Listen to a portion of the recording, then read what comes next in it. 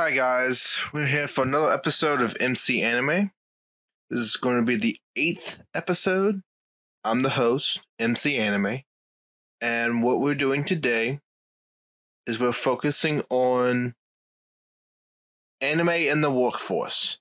So when you think of anime in the workforce, there's a couple situations that come up. We have the corporate aspect of America, when the corporate lifestyle, like Japan, is very heavily influenced by working. We also have illustrators, comics, creative kind, the mechanical labor. When you have a workforce, very interesting to establish in roles. So, you got the fast food worker, the convenience store, the grocery clerk. All of the people working in a workforce in any particular country or setting is making the economy go. They're essential to part of the economy. Whatever job you might have, you are important for you.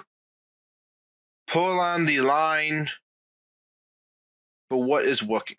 Working is the ability to do a job, perform a task or responsibility, and part of doing that responsibility, you get revenue based on the effort you put into it, or the service or the product you sell. That is what working is. In an anime, we don't really typically have. We have working as a career, but most of the time, anime-wise, usually the careers are just part of the character. That's what their job. But we are actually focusing on anime in the workforce where the characters, it's actually the main theme of the anime itself. And the 4 anime we are analyzing through the scope of anime in the workforce is Devil is a Part-Timer, Service Ex-Servant, Ouran HighSchool Host Club, and Maid-Sama. The one that actually influenced this topic is Devil. The Devil is a Part-Timer. We have the Devil himself, Satan, coming from the underworld, tried to live a civil human life. Why would he do that? Well, he's doing this because he's basically was brought out of an coup d'etat kind of scenario, and that rebellion forced him to the surface world. And as a result, we have him trying to adapt to human lifestyle. And again, it's a really interesting concept for. We don't typically see the devil trying to be a human, and actually get a job. This is more like as human as he can get. And it also gives us an interesting perspective to the storyline. Because who would say that the devil will come to the surface world and actually get a job? It's really interesting to see that, So, in it, we have, defeated by the hero, Ilma and her armies, Satan and the devil. Asiel are forced to flee through a portal which drops them off in modern-day Japan. Their magic slowly depleting in an unfamiliar world. They're forced to act as a normal human in order to survive. The hero, Emilia, follows them through the portal. She is too met with the same circumstances, although she still harbors negative feelings toward the Satan for his past evils. They become unlikely allies in order to survive. So, this is a very interesting dynamic that we have with the 2 characters. We have the hero Emilia and Satan himself. The hero Emilia is literally facing the Satan's army in the underworld, overthrows them, and to avoid capture, he and a servant demon come to the mortal world, she follows him. Through that aspect, the hero Amelia and the devil are now allies. So, here's the differences between their dimension, which is the underworld, and modern-day Japan. One, the powers they had access in the dimension is very depleted. So, they have a very limited magical supply to power up. Also, modern-day Japan, you're in a new environment. You have no money, no shelter, no food, nothing. You literally come to the modern-day Japan empty-handed. You have nothing to prepare for the real world. So, the only way in that scenario to make a living is to get a job. The main character, Saito, he actually finds a job.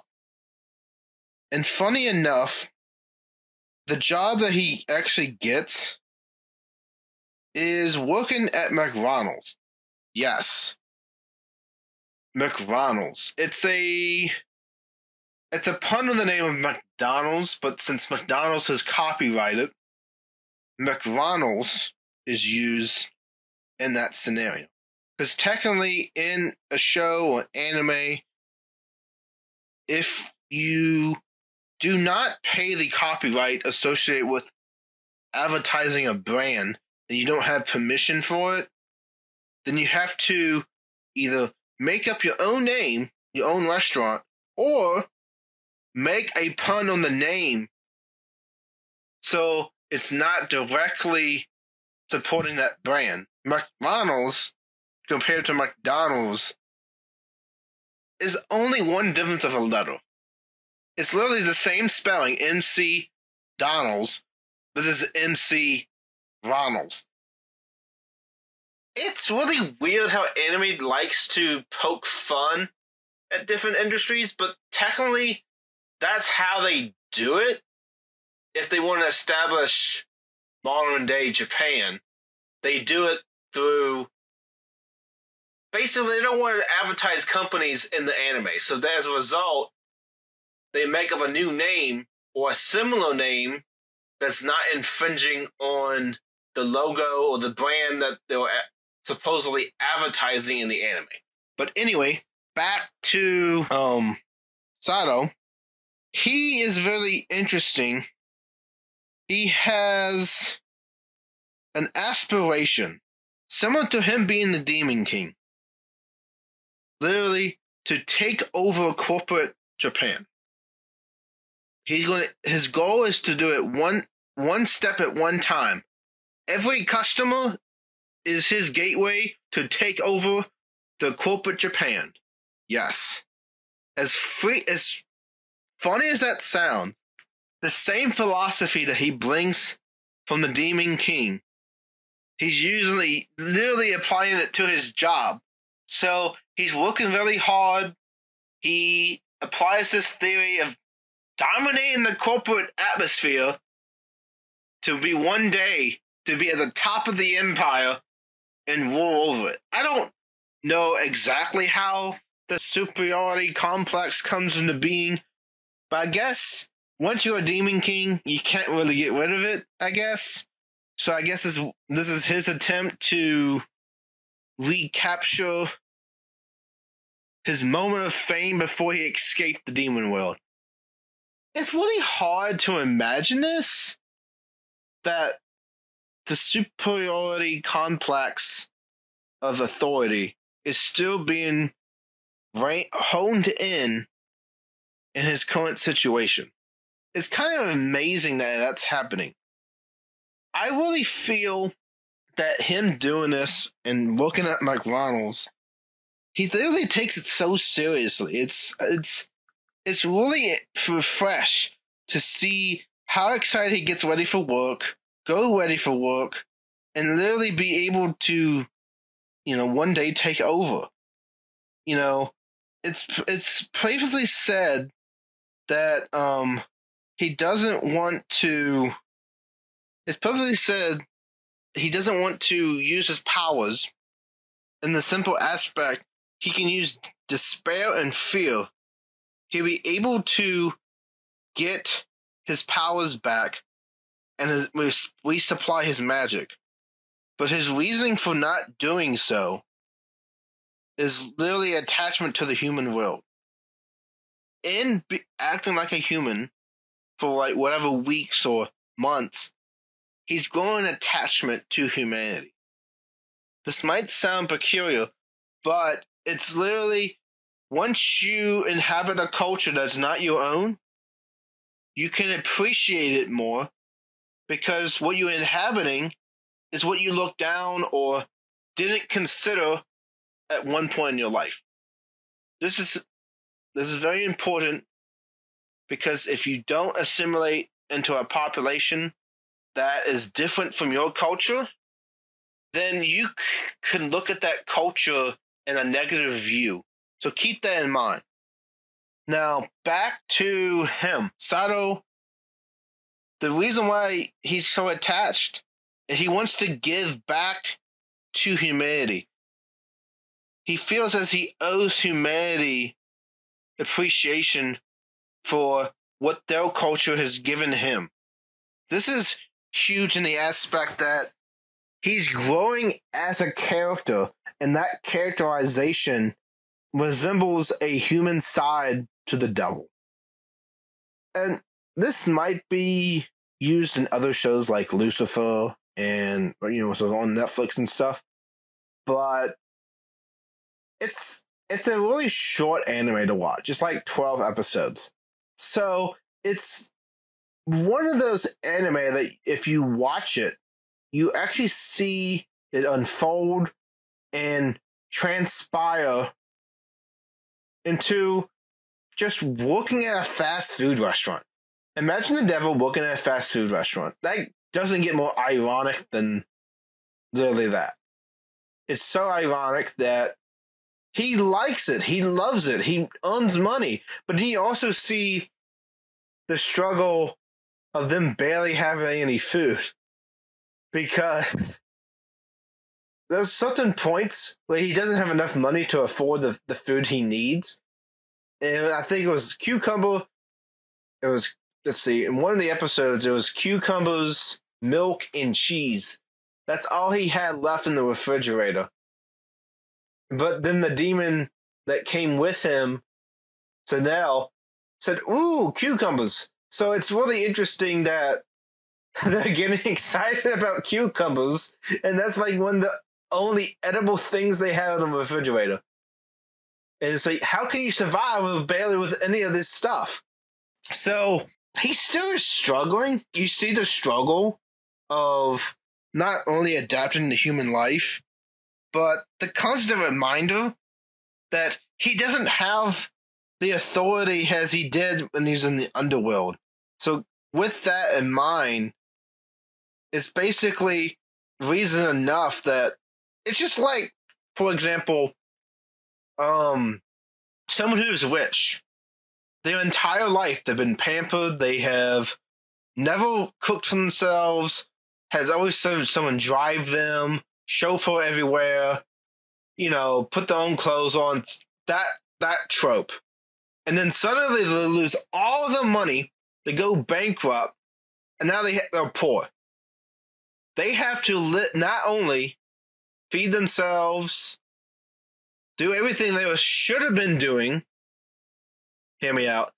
What they should have been doing, but now they're forced, as a direct result of having no money, now they need to earn money.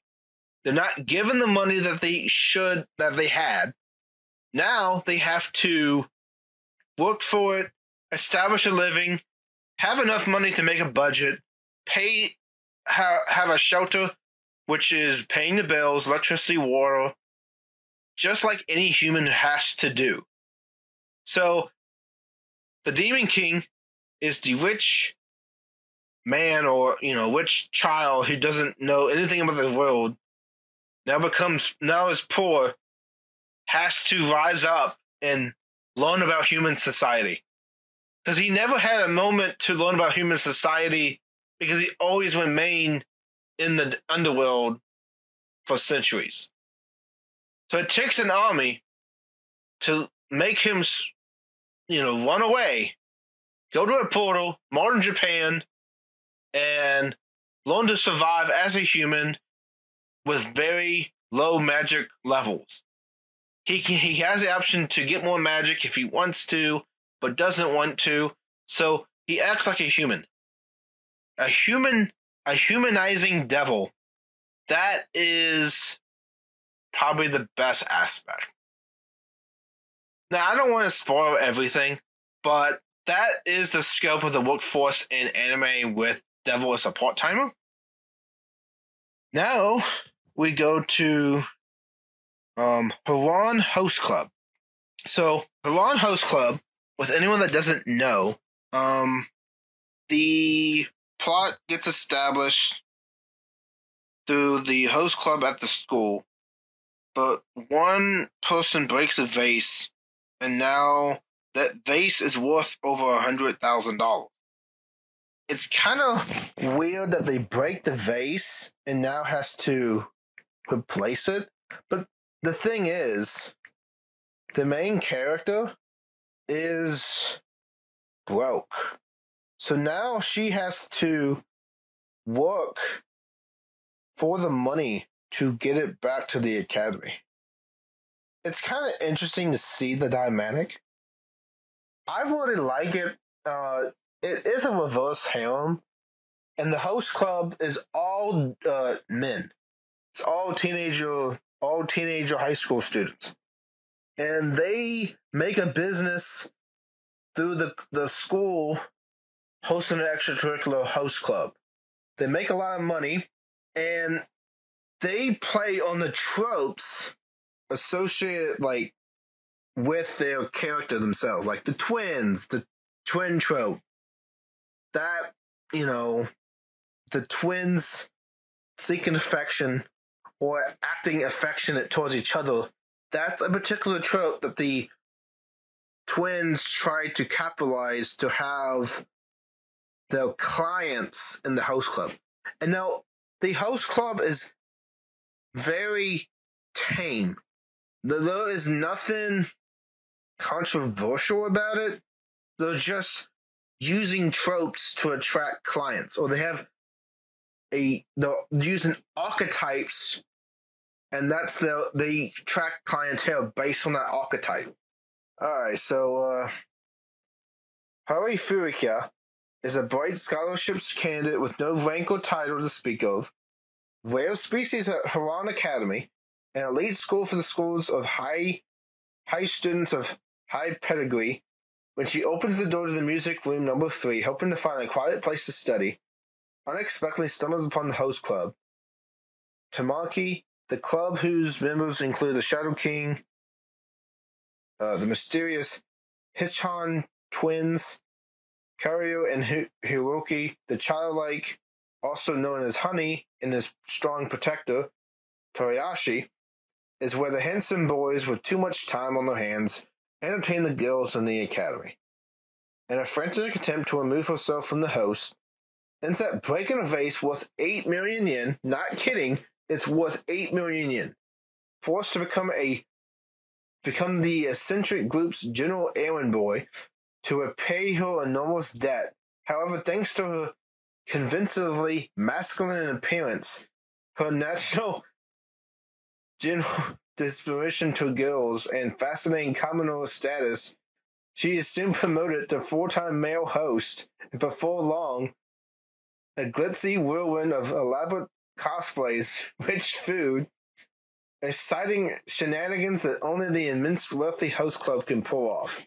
She's a male host, and the host club are all male hosts. A lot of times they have female clientele. The female clientele goes to their favorite host, and, with the archetype, the protector and the senpai, and her archetype that she uses is, I guess you can call femininity with a boy kind of scenario. That could be trope, since that's actually what she is. But the public doesn't know that she's a female. They just think that she's very attractive boy that is, how I should say this, that has feminine aspects. Yeah, that's a good way to say it. So very few people know the true identity of her. They think she's a female, no, a male.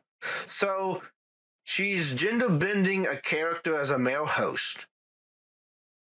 And it's nothing weird about it because she has to pay back the 8 million yen.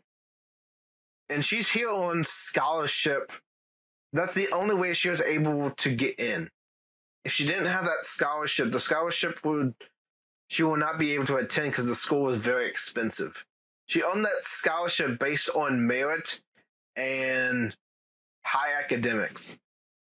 So she got a full-time scholarship to go to this fancy school and now forced to be a male host or a female dressing up as a male in this host club setting to pay back money that now she owes. Because she has no money to call for herself. She can't pay for the $8 million vase. Yen vase. 8 million yen vase. It's really interesting. Because not only she's forced to work, but she finds I guess you could say family in the house club. They bond as friends. You really see the aspect of trying to coexist, trying to find bonds, trying to find where you belong. And for anyone that doesn't know, when you're in high school and trying to fit in is a really real aspect. Because to find your group where you belong takes some time and some work. If you don't already have it established, you need to find it. So for her, coming in as a new student on scholarship, she's actually finding at the host club by accident, involuntarily, is where she belongs. And, she attracts female clients based on the appearance of femininity as a male. So she capitalizes on that, makes money for it. Because the host club is an actual business. They make food, they host drinks. It's similar to how a maid cafe is. Instead of maids serving you, you have gentlemen serving you, a male host. And they actually dress up in suits and everything. So it's like a butler type atmosphere, giving you food, making you feel fancy in this scenario. Maids, female clientele, well, females giving service. And it's not just to, men coming in, and there's also women too. It's really a nice atmosphere to support, because having staff dress up in a particular, as a character or a status or role, is kind of interesting, because now it makes you feel like the experience is more surreal and fresh. That's the appeal of Maid Cafe. Back to Host Club. The Host Club is very popular among the female clientele. Though you don't really see many males come in, but they can. But as we see this blossoming into what is basically force against her will, she accepts the reality that she's not a bad host. And to be frank, her experience dealing with this, at first she's overwhelmed. She doesn't know what to do, so she gets training to be the host. and actually experiences a good transition, and we get to explore her background a bit. You know, the facade that it's outside of the host club, who she truly is, the struggles of not having much money or having a situation at home that makes it more relatable to her characterization. You know, we also have Tamaki and Haru dynamic as well. He's the lead host, and they have a dynamic that slowly shifts because he gets access to the personal life. She showcases the personal life aspect to him, so they form a bond. And yes, you see they can form a relationship, but they also, to the host club itself, they all get along. Not only that, but they had different themes, different way, whatever's going on, it's to please the female clientele coming in to have a couple, appetizers or some tea, and just really embrace a more comfortable life on the campus at Ouran Academy. It's really interesting to have it because student-led attempts or organizations or extracurricular things on campus is really rare. Like, I know high school I did LDTV. It was a student-led announcements. And, student-led activities is very encompassing of the fact that when students get together, they can actually bring something beneficial. So, one way I say, as Tori got involved in the host club, I say get involved in some organization, even if you're not in the school setting. Getting involved in something that's meaningful is beneficial of your time. Do something you like. Volunteer. Whatever it is, find that niche outside of your normal life. Go for it and see what happens. It's really interesting to let yourself try something new. And you know what? You don't have to be a male host that's female trying to be portraying a male role. You don't have to do that. That's kind of on the extreme side. But try something new and see where it takes you. So, as we have person being a host, that brings the contrast to, yes, Maid-Sama. Maid-Sama is an interesting anime. For you have the high step scholar student at school who has to work part-time at a maid cafe to earn money. So they don't have enough money themselves. And people at school do not necessarily know that she does a maid cafe. So it's really interesting that one day she gets someone, the most popular guy in school, comes and actually sees her in the maid cafe. So it's really interesting, this dynamic between them, and the most popular guy, often really frustrates her a lot. It just makes her feel embarrassed or makes her feel frustrated. That is really interesting in that aspect. So, some background about Maid-Sama. Maid-Sama, being the first female student council president isn't easy, especially when your school just transitioned from an all-boys high school to a co-ed one. Co-ed is boys and girls. Optimally nicknamed Demon President by the boys for a strict disciplinary style. Misaki is not afraid to use her mastery of Aikido techniques to cast judgment onto the hordes of misbehaving boys and defend the girls at Sika High School. Yet, even the perfect Misaki has an embarrassing secret. She works part-time as a maid in a maid cafe to help her struggling family pay the bills. She has managed to keep her job hidden from her fellow students and maintain her flawless image as a stellar student until one day, Toyomi, the most popular boy in school, walks into the maid cafe.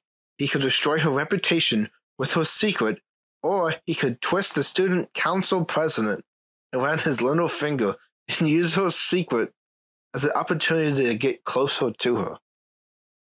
Okay, so this brings a lot of interesting dynamic. Misaki plays the tough role at school. She's a strict student president, but as a result, her demeanor outside of school is a little bit different. She has to work as a maid cafe, and in doing so, she doesn't want her two lives at school as president and her role at the maid cafe to merge. She wants to keep it separate because, well, she's super conscious about it. Her feeling of people knowing her at the maid cafe sends a subconscious motive to keep it hidden. She wants it a secret because if people found out that she's at the maid cafe, she thinks her tough president appeal at the school would not be taken seriously. So she's in an authoritative role as a school president, and as a result, doesn't want her reputation with the maid cafe to interfere with that. So she wants to keep those two roles of her life separate, which is perfectly fine in the scope of things. A lot of times, you one person here, one person there. You have many roles, and maybe you don't want those roles to merge together. So it's important to keep them separate, in a way that is good. Then we have, oh boy, most popular boy, Tayumi. Okay, so Tayumi is very interesting as a character. Instead of telling her secret, he uses it as blackmail. The attempt is to get close to her. For some reason, he likes frustrating her. He likes to poke at Misaki. And in doing so, they have a really complex relationship. One moment they can be arguing with each other. One moment they can be lovey-dovey. And yes, there is parts of them being lovey-dovey. And she gets super embarrassed with a particular, tropes being played out. She falls on him, like face-to-face kind of thing. Almost kiss. She's frustrated. She gets frustrated with being with him. At one moment, she really likes spending time with him, and at other moments, she wants to just punch him to death. It's a really interesting dynamic.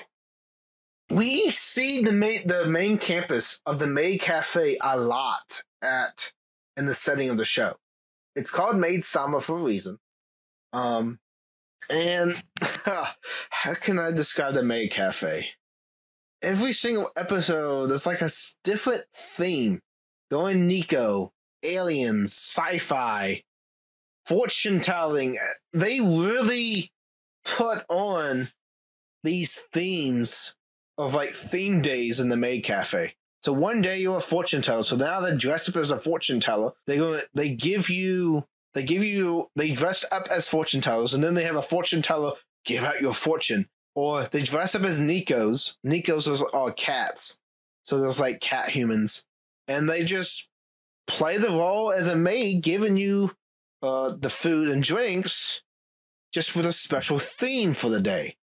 It's really interesting because it plays out Like, the boss is very carefree. She knows that Misaki's really good at the job. So there's like different aspects to them as characters. You see them open to a lot of things. The staff is really nice. And, even Tatsumi coming in every single day to visit Misaki can create a dynamic role of... At first, when he did this, it was very frustrating to Misaki because she didn't know what he wanted. And she felt like she was being trapped with him keep coming in and actually buying food, buying drinks at the maid cafe to visit her. Obviously, there's something going on. There's like a hidden motive to what he's trying to do. So, makes it appeal as if he's interested in her. And actually, in reality, he might be. But he's that person in that relationship. Any small thing that he can use to his advantage to frustrate you, he will. It's really interesting seeing how often she gets frustrated with him.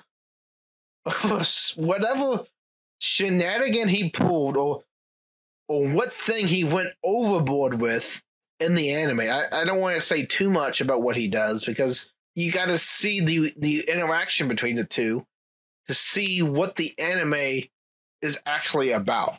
I personally like it. It really delivers high characterization. It gives a feeling of high school president and maid totally separate. They're not together.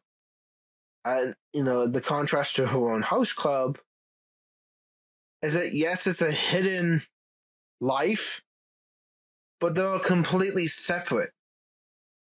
Host Club is at the school, while the maid cafe is not at the school. So the school setting is not the main focus. It is the maid cafe outside of the school. The relationship that she has with Tatsumi outside and how she's always frustrated, seeing the interaction between them heightens the anime to a degree that plays off onto the romantic fighting and all that stuff. It's really interesting. I've watched it and I've really loved it. And I know people can also love it as well. Now, if you're interested in that type of story, please go ahead. Watch it, see how they interact, see not only how she handles herself as president, but also maid at night. President during the school day, during the afternoon, evening, she's maid. Now, she's, it's a great show for those who want to explore it and see how it fits with the anime and the workforce theme. Because you might like it, you might not, but it's up to you to see what you want to try with it. So that brings the last anime that we are using as a case study for anime in the workforce, Service X Servant. So this show is particularly interesting for, its servant role, but now we have a dynamic of the character. Servant X Service. Okay, yeah. It was Square Enix, monthly, yada yada yada. So, the story revolves around the daily lives of civil servants in a government office building in the fictional city of Mitsuba. Hariko, yeah. Or Kaido, yeah. Lucy's parents had a very hard time picking a single name for when she was born. Because of her decisiveness, decided to give her over a dozen different names, and this was legally approved by a civil servant, no less. At an adult age, Lucy manages to land a job at the same public service but her reason to seek is to seek revenge against the person who had legalized her ridiculously long name. Being a civil servant is not an easy job, with many angry citizens facing different challenges and have to put up with wacky coworkers each day. However, Lucy's determined to do whatever it takes to get her revenge.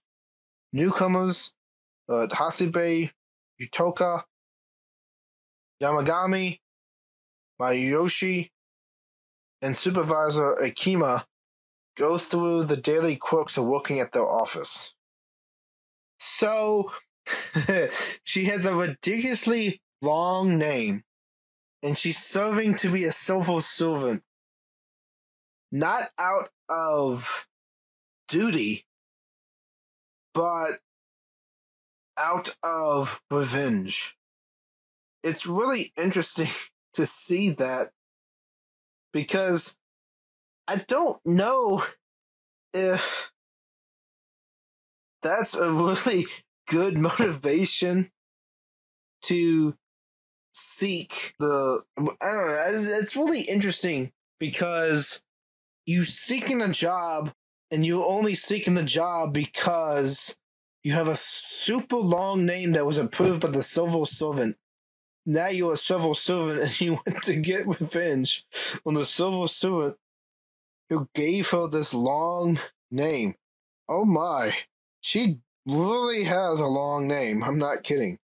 1, 2, 3, 4, 5, 6, 7, 8, 9, 10, 11, 12, 13 separate names. Lucy, Kimiko, Aki, Aria, Shirui, Rene, Yoshio, Anyo, Tamika, Shizose, Sane, Mikioko, Itaka. I know I probably butchered that long name, but that is 13 individual names as a long name. Typically, you don't really have that much.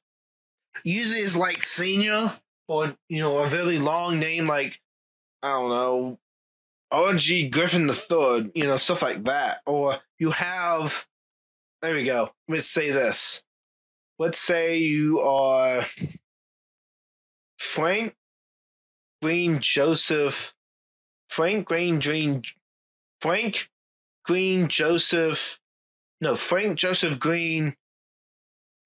the Fifth.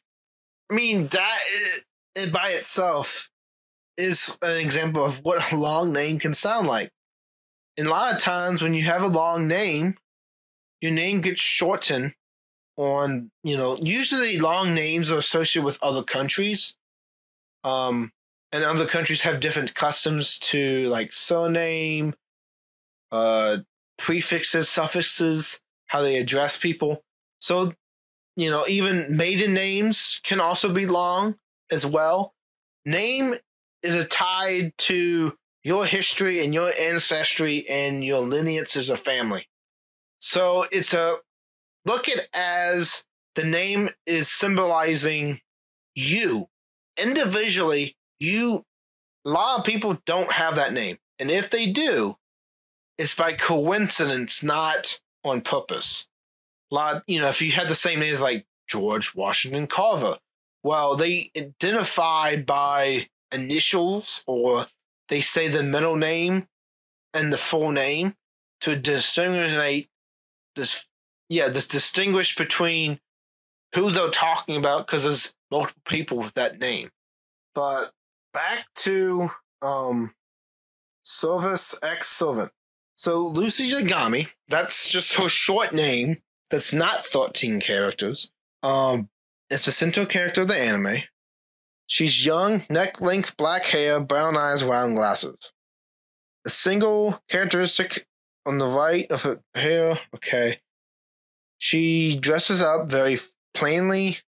Black turtleneck, white pants, dark brown, slip-on shoes with black socks or sandals. So, however, despite her, her short stature, she also has an inferiority complex. She was seen wearing a dress made by Chia. Okay.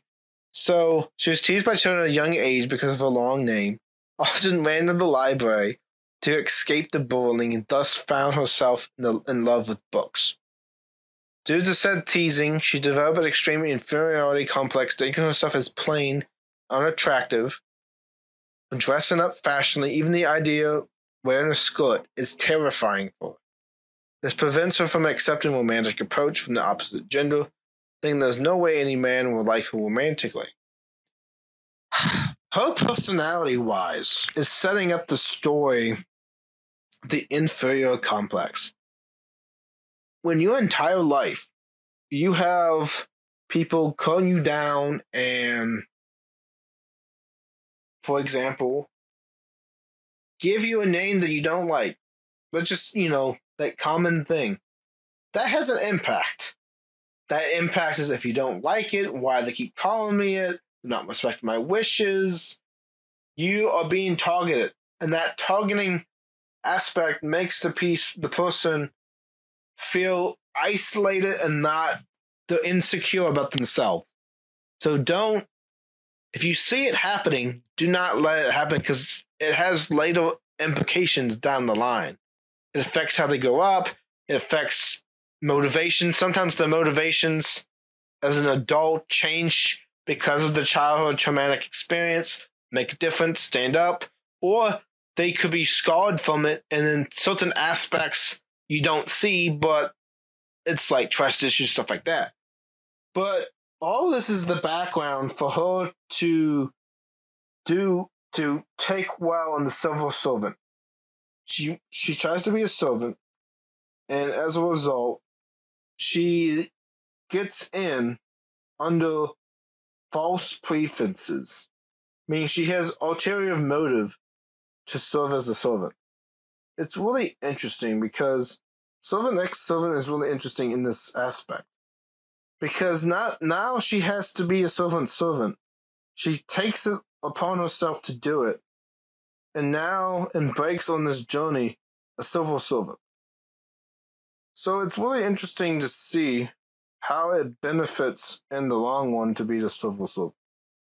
For anyone that doesn't know what a civil servant is, alright, a member of the civil service, a person employed in the public sector by the government department of agency for the public sector undertakings, work for the central government and state governments and answer to the government, not a political party. The study of the civil service is part of the field of public service. So she passed the civil service exam to be undertaking this journey. And civil servants are also the people who approve names, birth certificates, handle day-to-day life. There's a lot of documents they process. It's the undertaking in which they use their job. Now, there is a negative stigmatize of the public servant exam, and that is, back in the day, China and Japan, if you were a civil servant, you were higher in society if you passed it, and they serve for the public service. You could work as a vet, a customer service advisor, weapons engineer, a marine biologist, web developer. Whatever you do, wherever you work, a job in the civil is the opportunity to make a difference. So there's different occupations of the civil servant, but Yangami's role is revenge. It's really interesting how it plays out, because now she's in the public sector, in a public government job, and tries to, exceed at the work, do something that is beyond her. She's out of her comfort zone. She, as much as she is scarred by her long name, she comes to realize that maybe she also belongs to people other civil servants. Like, for example, Yutaka, further in the anime, goes on an official date. Okay, apparently her name is even longer than 13 characters. Lucy, Ataki, Akiri, Shuri, Rini, Asuro, Chihoko, Anoro, Fumika, Sane Miku, Itaki, Yukino, Rina, Eri, Ai, Tomiko, Sasake, Emila, Julia, Sisuku, Irina, Chisa, Yumika, Nasuki, Ran, Riko, Sasori, Chiko Azumi, Marina, Hikuri, Shiki, Masaki, Naomi, Campbell, Miki, Yuka, Masako, oh my, Sakino, Nano, Masumi, Haruna, Yuna, Shimako, Yuki Rin, Sakura, Kanawabaka, Renana, Hazuki, Hamane, Rui, Muhane, Moka, Mokaka, Himori, Nomazoi, Hubata, Mafuri, Yagami. As her name had been a very hard time singling her name for when she was born, they decided to give her a dozen different names. It's really weird that she has so many names. So it's 12 names, but it's over 26 characters. So a little bit of Lucy that we, see not as much.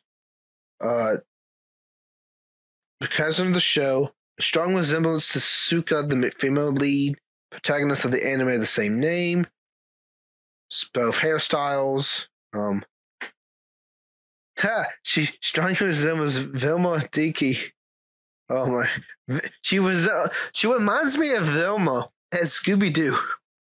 That's how I get from Lucy's demeanor.